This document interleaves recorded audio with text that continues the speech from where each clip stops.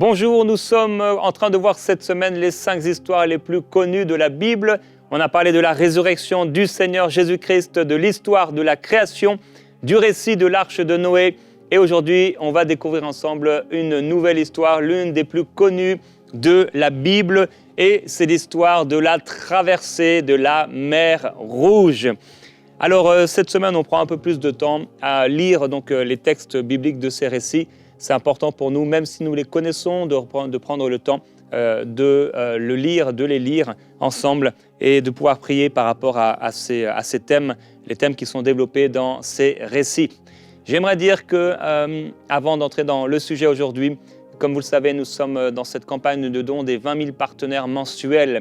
Si vous êtes bénis par nos émissions, si vous êtes bénis régulièrement par prière inspirée, je veux vous encourager à rejoindre ces 20 000 partenaires mensuels. Vous voyez ici l'adresse qui s'affiche emcitv.com/2000.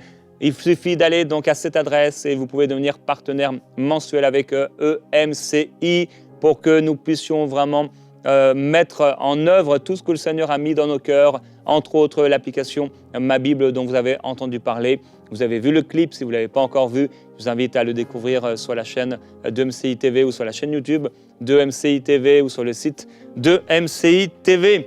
Merci à tous ceux qui rejoignent les 20 000 partenaires, c'est grâce à vous que vous pouvez être bénis même vous-même et c'est grâce à vous que de multitudes de personnes peuvent rencontrer le Seigneur, être guéris, délivrés, restaurés, édifiés dans leur foi et que cela soit ainsi jusqu'au retour du Seigneur Jésus-Christ, être partenaire avec l'œuvre de Dieu. Au ciel, on ne pourra être partenaire avec l'œuvre de Dieu avec nos finances, mais Dieu nous donne aujourd'hui des finances, de l'or et de l'argent, cela lui appartient et c'est super si on peut devenir partenaire avec une œuvre qui nous bénit et c'est d'ailleurs biblique.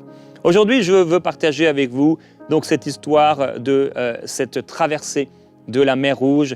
On va lire à partir du verset peut-être 31, donc dans Exode au chapitre 12.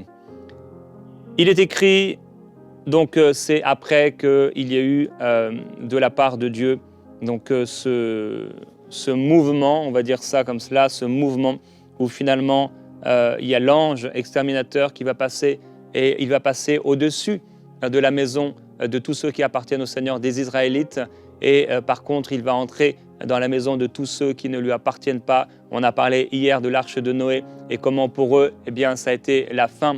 Mais dans l'arche, Dieu a gardé Noé et sa famille de la même manière ici. Il vient nous rappeler aujourd'hui à travers l'une des histoires les plus connues de la Bible qu'il garde son peuple et il nous gardera également. Dans le nu même, le Pharaon appela Moïse et Aaron, donc après avoir vu que dans chaque maison des Égyptiens, il y avait un mort et particulièrement la mort du premier-né. Dans la nuit même, le Pharaon appela Moïse et Aaron et leur dit « Levez-vous, sortez du milieu de mon peuple, vous et les Israélites aussi. Allez, servez l'Éternel comme vous l'avez dit. Prenez aussi votre petit et votre gros bétail comme vous l'avez dit. Allez et bénissez-moi aussi. » Les Égyptiens pressaient le peuple et ils avaient hâte de le laisser partir, car ils disaient « Nous périssons tous. » Le peuple emporta sa pâte avant qu'elle soit levée. Leurs pétrins étaient enveloppés dans leurs vêtements sur leurs épaules. Et alors en fait, ici, il s'agissait de la Pâque donc, qui avait été préparée, cette Pâque qui veut dire passer par-dessus, passer à travers par-dessus. Et c'est cette Pâque que nous avons célébrée ensemble lundi en parlant de la résurrection du Seigneur, où Dieu vient passer nous-mêmes, nous faire passer à travers les ténèbres pour nous donner la vie éternelle. Les Israélites firent ce que Moïse avait dit, ils demandèrent aux Égyptiens des objets d'argent, des objets d'or et des vêtements. L'Éternel fit en sorte que le peuple obtienne la faveur des Égyptiens qui se rendirent à leur demande et ils enlevèrent cela aux Égyptiens. Les Israélites partirent de Ramsès pour Sukkot au nombre d'environ 600 000 hommes de pied sans les enfants. Tout un ramassis de gens monta aussi avec eux. Ils avaient un cheptel considérable de petits et de gros bétail. Ils firent donc des gâteaux cuits sans levain avec la pâte qu'ils avaient emportée d'Égypte et qui n'était pas levée, car ils avaient été chassés d'Égypte sans pouvoir s'attarder et sans avoir fait de provision pour eux. Le séjour que les Israélites firent en Égypte fut de 430 ans. Au bout de 430 ans, ce jour précis, toutes les troupes de l'Éternel sortirent du pays d'Égypte. J'aimerais encourager quelqu'un en disant qu'il se peut que tu passes par des difficultés, des tribulations, des choses difficiles que tu vis en ce moment, mais il y a un moment où Dieu dit « ça suffit ». Et je veux t'encourager à mettre ta confiance dans le Seigneur, car comme il a agi dans les générations passées, comme il agit aujourd'hui autour de toi, il veut agir dans ta vie et te libérer. Nous avons vu lundi que l'Esprit de Jésus-Christ, qui est l'Esprit qui a ressuscité le Seigneur Jésus-Christ, habite dans nos cœurs. Nous avons vu également avant-hier que à travers cette histoire de la création, la domination qui avait été perdue lors de la création de l'homme, où Dieu avait dit à l'homme, dominez sur tout ce qui existe, les poissons de la mer, le bétail, ceux qui rampent sur la terre, tout cela, l'homme devait dominer sur tous les éléments que Dieu avait créés, mais il a perdu, nous le savons, à travers la chute. Mais par le sacrifice du Seigneur Jésus-Christ, Dieu nous a donné en Christ l'autorité de marcher sur les serpents, sur les scorpions et sur toute la puissance de l'ennemi sans que rien ne puisse nous nuire. Et nous avons vu également hier encore la puissance que le Seigneur avait déployée avec cette arche de Noé où Dieu a gardé, protégé Noé et toute sa famille et un rappel pour nous que Dieu nous gardera du jugement à venir. Aujourd'hui, nous allons voir à travers ce passage et ce récit cette histoire que Dieu nous a protégés et que Dieu aussi est celui qui nous a fait passer des ténèbres à la lumière, que Jésus-Christ a inauguré un chemin nouveau nous amenant à une totale et une pleine délivrance. Alors, ce fut une nuit de veille en l'honneur de l'Éternel parce qu'il les fit sortir du pays d'Égypte, là où ils ont été esclaves pendant 430 ans. C'est une nuit de veille en l'honneur de l'Éternel pour tous les Israélites dans chaque génération. Et là, Dieu va donner plusieurs choses, recommandations par rapport, plusieurs ordres, ordonnances par rapport à la Pâque. On peut aller au chapitre 14 pour continuer cette histoire. On annonça au roi d'Égypte que le peuple avait pris la fuite. Alors les sentiments du Pharaon et celui de ses serviteurs à l'égard du peuple furent changés. Ils dirent, qu'avons-nous fait en laissant partir Israël, dont nous n'aurons plus les services? Je remercie Dieu de ce que tu n'appartiennes plus à Satan si Christ habite dans ton cœur par la foi. Et le diable est bien malheureux de ce qu'aujourd'hui tu ne le sers plus. Auparavant, nous servions les intérêts de Satan. Il était quelque part notre Père. Mais maintenant, Dieu est notre Père. Nous ne sommes plus et nous ne mettons plus en souci de la chair pour en satisfaire les convoitises passionnées, convoitises de la chair, mais également poussées, inspirées par l'ennemi de nos âmes. Mon frère, ma sœur, tu n'es plus appelé à servir le diable. Tu es appelé à servir Dieu. Dieu t'appelle à le servir. Et dans le royaume des ténèbres, quand le Seigneur Jésus-Christ vient arracher quelqu'un de l'enfer et le jeter dans la lumière, eh bien, dans le royaume des ténèbres, c'est un fiasco. C'est la banqueroute au fur et à mesure que Dieu sauve des âmes parce que ces gens ne le servent plus. Tu n'es plus appelé à servir Pharaon. Tu n'es plus appelé à servir le diable et à servir ses intérêts, mais tu es appelé à servir les intérêts de Dieu. Le Pharaon attela donc son char et prit son peuple avec lui. Il prit 600 chars d'élite et tous les chars de l'Égypte. Sur tous, il y avait des équipages de 3 hommes. L'Éternel endurcit le cœur du Pharaon, roi d'Égypte, et le Pharaon poursuivit les Israélites. Je vous rappelle que Dieu n'a pas changé son cœur, il l'a juste endurci. C'est comme si vous prenez un œuf, vous le mettez dans de l'eau bouillante, vous ne changez pas l'intérieur de l'œuf, vous ne mettez même pas vos doigts dans l'œuf, mais simplement vous le mettez dans une situation où ce qu'il y a à l'intérieur de l'œuf va se manifester. Dieu n'a pas changé le cœur de Pharaon, il l'a simplement endurci pour sa gloire. Les Israélites étaient sortis librement. Les Égyptiens les poursuivirent et tous les chevaux, les chars du Pharaon, ses cavaliers, son armée, les atteignirent alors qu'ils campaient près de la mer. Le Pharaon approchait. Les Israélites levèrent les yeux. Et voici que les Égyptiens s'étaient mis en marche derrière eux. Et les Israélites furent remplis de crainte et crièrent à l'Éternel. Crier à l'Éternel, c'est une bonne chose. Maintenant, crier à l'Éternel dans la crainte et dans la peur, c'en est une autre. Jésus n'a cessé de dire à ses disciples, Jésus n'a cessé de dire aux gens, et Dieu ne cesse de nous dire encore par même son esprit qui habite en nous, ne crains pas, n'aie pas peur, mais regarde le Seigneur te délivrer. Oh, les disciples n'étaient pas capables de calmer la tempête par leur propre force ou par leur propre autorité, Seule l'autorité de Christ par l'Esprit qu'il vit en nous, qu'il a fait habiter dans nos cœurs, nous permet de calmer la tempête, nous permet d'arrêter la tempête. Mon frère, ma sœur, ce n'est pas notre propre puissance, ce n'est pas notre propre autorité. Avec mon intelligence, avec mon expérience de vie, je n'ai pas la capacité de triompher contre l'adversité, de triompher contre la tempête, de triompher contre les éléments de la nature. Mais c'est avec l'autorité reçue de Dieu, avec l'autorité que tu as reçue de la part de Dieu, quand Jésus-Christ s'est assis à la droite de Dieu et qu'il a récupéré l'autorité, qu'il a récupéré les clés de la mort et du séjour des morts, puisque la mort n'a pu le retenir. Lorsqu'il a récupéré l'autorité, il a donné cette autorité, il a délégué à l'Église, qui est son corps. L'Église est son corps et lui en est la tête. Il a donné l'autorité à l'Église, il t'a donné l'autorité, mon frère et ma sœur. Et j'aimerais aujourd'hui que tu puisses te rappeler que cette autorité, si tu lui appartiens, elle t'appartient elle aussi. L'autorité t'appartient si tu appartiens à ton Seigneur. Donc ils vont les poursuivre et ils vont crier à Dieu. Ils dirent à Moïse, « Est-ce parce qu'il n'y avait point de tombe en Égypte que tu nous as emmenés pour mourir au désert? Que nous as-tu fait en nous faisant sortir d'Égypte ?» Mon frère, ma sœur, on peut tellement oublier toutes les choses que Dieu a fait pour nous.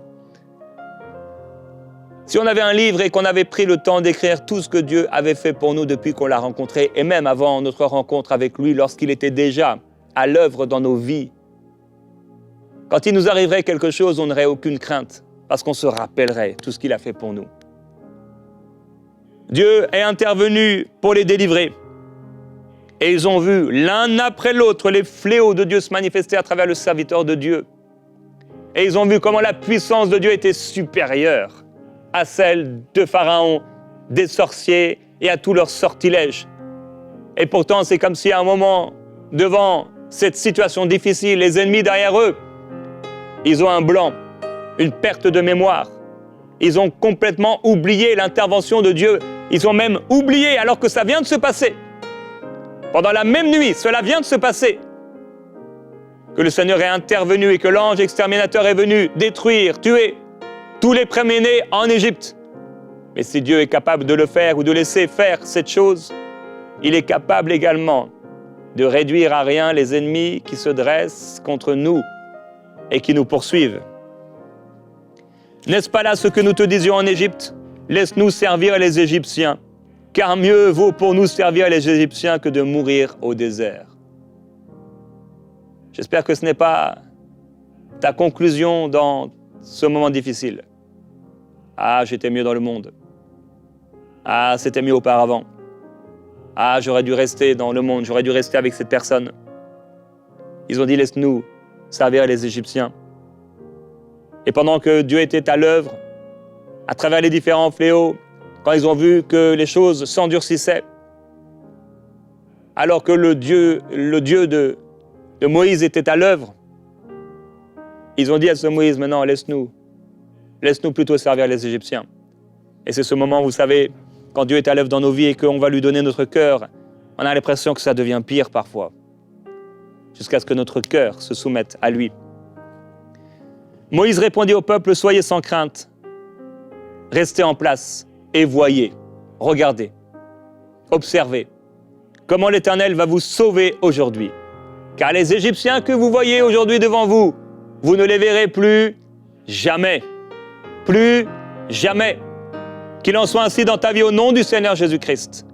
Les esprits qui venaient travailler contre toi, à partir du moment où tu rencontres le Seigneur Jésus-Christ, tu ne seras plus dominé par eux, tu ne seras plus esclave.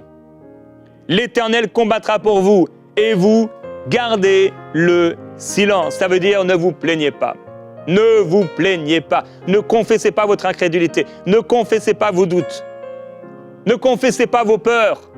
Ne vous plaignez pas à Dieu. Ne vous plaignez pas à votre famille. Ne vous plaignez pas entre vous. Ne vous plaignez pas aux serviteurs de Dieu. Mais croyez. Faites silence. Gardez silence. Regardez, observez ce que Dieu va faire. Dieu veut dire à quelqu'un aujourd'hui, je suis à l'œuvre dans ta vie et j'interviens pour te délivrer. Comme il a délivré Jérémie, il te délivrera. Comme il a délivré Paul, il te délivrera. Comme il a délivré Jésus-Christ de la mort et du tombeau, il te délivrera. En réalité, il nous a délivrés et Paul peut dire, celui qui m'a délivré me délivrera encore. Il me délivrera de la mort. Il te délivrera L'Éternel dit à Moïse, pourquoi cries-tu vers moi? Parle aux Israélites et qu'ils se mettent en marche. Toi, lève ton bâton, étends ta main sur la mer et fends-la. Les Israélites entreront au milieu de la mer à pied sec. Tu as reçu l'autorité. Le bâton de Moïse est un bâton d'autorité. Et lorsqu'il a entendu ces choses, Moïse lui-même, il a peut-être essayé de bien paraître devant le peuple, mais quand il s'est retrouvé seul devant Dieu, peut-être que là, il a commencé à avoir peur, à s'inquiéter et à crier à Dieu. Et Dieu lui dit, mais qu'est-ce que tu fais là? Moïse, pourquoi cries-tu vers moi? Parle aux Israélites. Lève ton bâton, étends la main et fends-la. Mais Seigneur, comment je peux faire une telle chose? Comment devant une telle situation? Comment devant une telle difficulté? Comment devant une telle épreuve qui dure depuis si longtemps? Comment? Toi, tu me demandes de faire ce que je ne réussis pas à faire. Dieu te dit, prends l'autorité. Tu as reçu l'autorité. Nous l'avons lu avec l'histoire de la création, l'autorité. Nous l'avons lu avec l'histoire de l'arche de Noé. Nous avons reçu l'autorité de dominer sur tous les éléments que Dieu a créés. Tu as reçu l'autorité sur le pouvoir satanique. Tu as reçu l'autorité sur tous les démons de la terre. Tu as reçu l'autorité. Tu n'es plus esclave. Il faut prendre cette autorité. Et que les épreuves soient changées. Mon frère, ma sœur, il y a des situations tellement difficiles. Il y a des choses parfois qui sont entremêlées, des problèmes dans nos vies, des circonstances dans nos vies, elles sont entremêlées les unes et les autres et nous ne saurions comment dépatouiller tout ça. Comme vous avez vu parfois certains fils tout emmêlés, on se dit mais comment ça va être possible? Parfois on est obligé de couper parce qu'on ne sait pas comment le faire, mais Dieu sait comment le faire. Et avec l'autorité qu'il t'a donnée, cela peut se faire. Marie a dit mais comment une telle chose m'arrivera-t-il? Et l'ange lui a dit, l'Esprit de l'Éternel viendra sur toi, le Saint-Esprit viendra sur toi et tu seras enceinte. Mon frère, ma sœur, qu'est-ce que Dieu ne peut pas faire? Dieu peut tout accomplir. Et le même esprit qui a ressuscité Jésus-Christ d'entre les morts viendra sur toi alors qu'il est en toi. Et il viendra t'accompagner et manifester la puissance et la gloire de Dieu, car c'est le même esprit qui a sorti Jésus du tombeau. Et c'est le même esprit qui te permettra de traverser cette mer de difficultés, qui te permettra de sortir de cette Égypte pour entrer en Canaan et entrer dans le plan de Dieu pour ta vie. Alors il dit, quant à moi, je vais endurcir le cœur des Égyptiens pour qu'ils y entrent derrière eux. Je serai glorifié par le moyen du Pharaon et de toute son armée, de ses chars et de ses cavaliers. Et les Égyptiens reconnaîtront que je suis l'Éternel quand j'aurai été glorifié par le moyen du Pharaon, de ses chars et de ses cavaliers. Oh, Dieu a été si intelligent en endurcissant leur cœur pour révéler sa gloire et sa puissance. Eux, dans leur folie, ont poursuivi le peuple, mais Dieu avait un plan. Et tu as peut-être l'impression, plus tu t'approches de Dieu, plus tu pries pour cette chose-là, et plus ça devient catastrophique. Plus tu sens l'armée de Pharaon qui est proche et tu entends le bruit de leurs chars, plus tu entends leur voix, plus tu entends leurs cris, plus tu entends ces choses et plus tu sens l'atmosphère et la poussière et la terre sous tes pieds trembler. Et cela ne veut pas dire que cela va mal se terminer. Ces bruits, ces choses que tu entends, cette terre qui tremble, cela ne veut pas dire que Dieu va te laisser tomber. Non, cela veut dire que Dieu est en train de préparer ton miracle. Que Dieu est à l'œuvre et il va intervenir. L'ange de Dieu qui allait devant le camp d'Israël partit et alla derrière eux. Et la colonne de nuée partit de devant eux et se tint derrière eux. Oh Seigneur, tu mets ta main sur moi, tu m'entoures par devant et par derrière. Elle se rendit entre le camp des Égyptiens et le camp d'Israël. Elle était pour les uns nuée et ténèbres et pour les autres, elle éclairait la nuit. On se rappelle du but du soleil, de la lune et des astres. Ils ne s'approchèrent pas les uns des autres pendant toute la nuit. Alors Moïse étendit sa main sur la mer. Eux étaient avec des chars et eux pourtant marchaient. Mais ils ne s'approchèrent pas l'un de l'autre. Moïse étendit sa main sur la mer. L'Éternel refoula la mer toute la nuit. Par un puissant vent d'est, il mit la mer à sec et les eaux se fendirent. Mon frère, ma sœur, qu'est-ce qui est impossible à Dieu? J'aimerais te dire que dans ta situation, Dieu peut intervenir. Dieu veut intervenir. Ne sois pas comme cet homme qui dit à Jésus, si tu le veux, tu peux me rendre pur. Mais plutôt, Seigneur, je crois que tu veux, je crois que tu peux. Alors j'agis mon bâton. J'agite mon bâton et je frappe avec mon bâton. Le bâton de la prière, le bâton de la parole de Dieu dans ta bouche, le bâton de l'autorité. Tu te retrouves dans cette situation naturelle, c'est dans le naturel. Les factures, elles sont là, c'est du papier, c'est des entreprises. C'est ce propriétaire qui veut te chasser. C'est ce mari qui veut te quitter. C'est ces enfants qui sont rebelles. C'est cet argent que tu n'as pas, c'est ce compte bancaire, c'est ce banquier qui fait des problèmes. C'est cet huissier de justice qui vient frapper à ta porte. C'est des choses naturelles. Mais toi, tu as un Dieu surnaturel. Ce bâton, il était naturel. Mais la puissance qui était avec ce bâton était surnaturelle. Ta bouche, elle est naturelle. Mais la puissance que Dieu a fait habiter en toi, dans ton cœur, elle est surnaturelle. Et lorsque tu prends la parole de Dieu, elle a l'air naturelle. Mais Jésus a dit, mes paroles sont esprit et vie. Mes paroles sont vivantes. Et quand tu prends la parole de Dieu dans ta bouche et tu commences à la déclarer dans ta situation, les choses changent et Dieu intervient et Dieu se manifeste. L'Éternel refoula donc la mer et les Israélites rentrèrent au milieu de la mer à pied sec. Et les eaux furent pour eux une muraille à leur droite et à leur gauche. Les Égyptiens, dans leur folie, les poursuivirent. Et tous les chevaux du Pharaon, ses chars, ses cavaliers entrèrent après eux au milieu de la mer. Pendant la veille du matin, l'Éternel regarda de la colonne de feu et de nuée, car c'est lui qui orchestre tout cela. Le camp des Égyptiens et mit en désordre le camp des Égyptiens. Il écarta les roues de leurs chars et en alourdit la marche. Qu'est-ce que Dieu ne peut pas faire? Il est puissant, il est glorieux, il fait ce qu'il veut. Il bouge le doigt et tous ces chars, les meilleurs des chars de l'Égypte, tombent en ruine. Dieu peut faire ce qu'il veut. Aucun homme sur la terre, même le plus puissant, même le plus riche, même le plus intelligent, l'intelligence des hommes, car l'intelligence, c'est de connaître Dieu. Aucun homme ne peut lui résister. Les Égyptiens dirent alors, fuyons devant Israël, car l'Éternel combat pour eux contre les Égyptiens. Mon frère, n'aie pas peur. Ma sœur, n'aie pas peur, mais regarde, Dieu te délivrer. L'Éternel dit à Moïse, étends ta main sur la mer et les eaux reviendront sur les Égyptiens, sur leurs chars et sur leurs cavaliers. Moïse étendit sa main sur la mer. À l'approche du matin, la mer revient à son niveau habituel. Les Égyptiens s'enfuirent à son approche, mais l'Éternel précipita les Égyptiens au milieu de la mer. Les eaux revinrent et couvrirent les chars, les cavaliers et toute l'armée du Pharaon qui était entrée dans la mer derrière les Israélites, et il n'en resta pas un seul. Mon frère, ma sœur, déclare avec moi, pas un seul. Il ne restera pas un seul démon. Il ne restera rien de ce que l'ennemi a voulu faire dans ta vie. Il n'en restera pas un seul. Il n'en restera pas un seul. Aucun démon n'a le droit, si tu marches avec Dieu et si tu marches dans ton autorité, d'habiter dans ton corps, d'habiter dans ton âme, d'habiter dans ton esprit, d'habiter dans ton atmosphère, car l'atmosphère du ciel, c'est notre héritage. L'atmosphère de Dieu. Souvenez-vous, lorsque Jésus se présente au milieu de cette maison de peur et d'incrédulité, de doute et de questionnement des disciples, ils ont peur. Jésus se présente au milieu d'eux et il leur dit cette parole par deux fois. Recevez la paix. La paix, mon frère, ma sœur, c'est l'atmosphère de ta maison. La paix, c'est l'héritage qui est réservé aux enfants de Dieu. La paix parce qu'ils se confient en lui, dit la parole. Tu as reçu la paix de Dieu et ça doit être l'atmosphère de ta maison. Alors oui, mais moi, c'est pas l'atmosphère de ma maison, Jérémie. Tu sais pas avec qui j'habite. Tu sais pas ce qui se passe dans ma vie. Tu as reçu l'autorité. Étends le bâton de la prière et commence à prier ton Dieu. Étends le bâton de la parole de Dieu, de la proclamation de la parole de la foi. Et déclare à ces circonstances qu'elles changent. Elles sont obligées de se soumettre à Dieu. Car Dieu t'a donné l'autorité. Ce jour-là, l'Éternel sauva Israël de la main des Égyptiens alors que les Israélites marchèrent à pied sec au milieu de la mer. Et Israël vit les Égyptiens morts sur le rivage de la mer. Israël vit par quelle main puissante l'Éternel avait agi contre les Égyptiens.